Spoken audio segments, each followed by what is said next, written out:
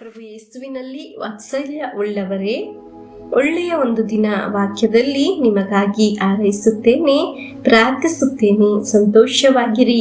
ಶಕ್ತವಾದ ದೇವರು ನಿಮ್ಮನ್ನು ಸಮೃದ್ಧಿಯಾಗಿ ಸಹಾಯ ಮಾಡಲಿ.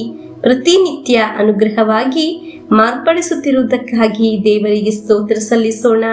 ದೇವರ ವಾಕ್ಯವನ್ನು ಆಲಿಸುವಾಗ ನಾವು ಒಂದೊಂದು ಹೆಜ್ಜೆ ಸತ್ಯ ದೇವರಿಂದ ಅನುಗ್ರಹಿಸಲ್ಪಡುತ್ತಿದ್ದೇವೆ. ನಾವು ದೇವರ ವಾಕ್ಯವನ್ನು ಶೇರ್ ಮಾಡುವುದರಿಂದ ಶುಭ ಸಂದೇಶ ಪ್ರಚಾರಕರು, ದೇವರ ರಾಜ್ಯದ ಶುಶ್ರೂಷಕರು ಆಗುತ್ತಿದ್ದೇವೆ. ಆಮೇನ್. ನಮಗೆ ಶ್ರದ್ಧೆಯಿಂದ ದೇವರ ವಾಕ್ಯವನ್ನು ಆಲಿಸೋಣ. ಯೆಹೋಶುವನ ಗ್ರಂಥ 3ನೇ ಅಧ್ಯಾಯ 2ರಿಂದ 4ರವರೆಗೆ ವಾಕ್ಯವನ್ನು ನಮಗೆ ಆಲಿಸೋಣ. 3 ದಿನಗಳಾದ ಮೇಲೆ ಜನನಾಯಕರು ಪಾಳೆಯದ ಎಲ್ಲಾ ಕಡೆಗೂ ಹೋಗಿ ಜನರಿಗೆ, ನಿಮ್ಮ ದೇವರಾದ ಸರ್ವೇಶ್ವರನ ಒಡಂಬಡಿಕೆಯ ಮಂಜೂಷವನ್ನು ಯಾಜಕರಾದ ಲೇವಿಯರು ಹೊತ್ತಿರುವುದನ್ನು ನೀವು ಕಂಡ ಕೂಡಲೇ ನೀವು ಕೂಡ ನಿಮ್ಮ ನಿಮ್ಮ ಸ್ಥಳವನ್ನು ಬಿಟ್ಟು ಅದರ ಹಿಂದೆ ಹೋಗಿ, ಆದರೆ ಅದರ ಹತ್ತಿರ ನೀವು ಹೋಗಬಾರದು. ನಿಮಗೂ ಮಂಜೂಷಕ್ಕೂ ಸುಮಾರು 1 ಕಿಲೋಮೀಟರ್ ಅಂತರವಿರಬೇಕು. ಹೀಗೆ ನೀವು ಹೋಗಬೇಕಾದ ಮಾರ್ಗ ನಿಮಗೆ ಗೊತ್ತಾಗುವುದು, ಏಕೆಂದರೆ ನೀವು ಆ ಮಾರ್ಗವಾಗಿ ಇಲ್ಲಿಯವರೆಗೂ ಪ್ರಯಾಣ ಮಾಡಿದ್ದಿಲ್ಲ ಎಂದು ತಿಳಿಸಿದರು. ಪ್ರಿಯರೇ, ಎಲ್ಲ ಯುವಕ ಯುವತಿಯರು ಈ ವಾಕ್ಯವನ್ನು ಆಲಿಸಬೇಕು. ಒಂದು ಗುರಿ ತಲುಪಲು ಬಯಸುವ ಒಬ್ಬೊಬ್ಬರು ಸಹ ಈ ವಾಕ್ಯವನ್ನು ಆಲಿಸಬೇಕು. ಪ್ರಿಯರೇ, ದೇವರ ವಾಕ್ಯವಾಗಿದೆ ನಮ್ಮ ಮುಂದೆ ಒಡಂಬಡಿಕೆಯ ಮಂಜೂಷ, ಒಡಂಬಡಿಕೆಯ ಭಂಡಾರ ಆಗಿದೆ. ಒಡಂಬಡಿಕೆಯ ಮಂಜೂಷ ಪ್ರಿಯರೇ, ದೇವರ ಅಭಿಷೇಕ ಇರುವ ಯಾಜಕರು. ಅವರನ್ನು ನೀವು ಹೋಗಿ ನೋಡಬೇಕು. ಅವರು ನಿಮಗೆ ಮುಂದೆ ಹೋಗಲು ಇರುವ ದಾರಿಯನ್ನು ತೋರಿಸುತ್ತಾರೆ. ಅಲ್ಲೆಲೂಯ. ನಮಗೆ ಯೆಹೋಶುವನ ಗ್ರಂಥ 3ನೇ ಅಧ್ಯಾಯ 15 ಮತ್ತು 16ನೇ ವಾಕ್ಯವನ್ನು ಆಲಿಸೋಣ.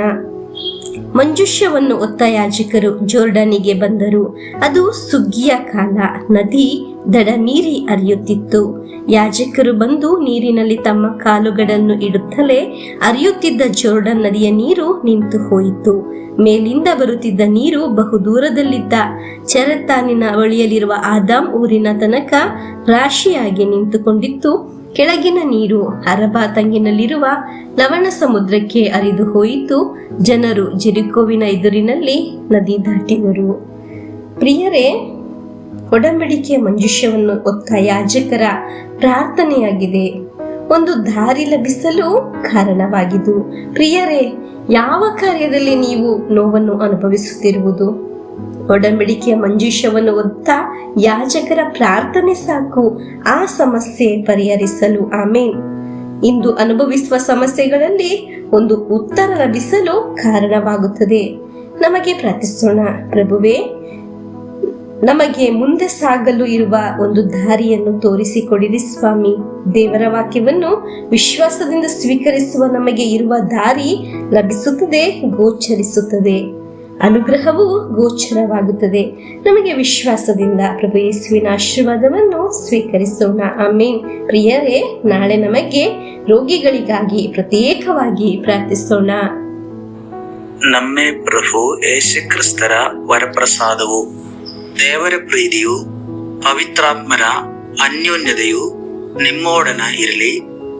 ರೋಗದಿಂದ, ಅಪಘಾತದಿಂದ, ವಂಚನೆಯಿಂದ, ನಿರಾಶೆಯಿಂದ ಸ್ವರ್ಗದ ದೇವರು ನಿಮ್ಮನ್ನು ಅದ್ಭುತವಾಗಿ ಸಂರಕ್ಷಿಸಲಿ. ದೀರ್ಘಾಯುಸ್ಸು, ಆರೋಗ್ಯ, ಸಮಾಧಾನ, ಸಂತೋಷ ಉಂಟಾಗಲಿ. ಪಿತನ, ಸುತನ, ಪವಿತ್ರಾತ್ಮರ ನಾಮದಲ್ಲಿ ಆಮೇನ್.